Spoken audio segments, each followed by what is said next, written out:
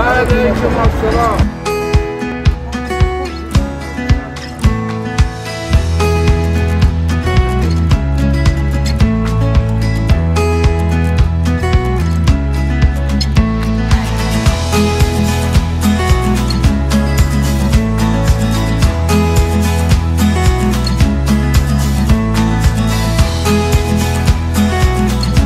Şaşыңызға қарап ойға таламан. Үш түп ақ сөкіттің астында қалған кішкене ақ жайға кіріп бараман. Мен оқыған хана, ядымда жез қоңырау таңғы ұйқыны қашырып, сыйып отыраман кеплеп партаға.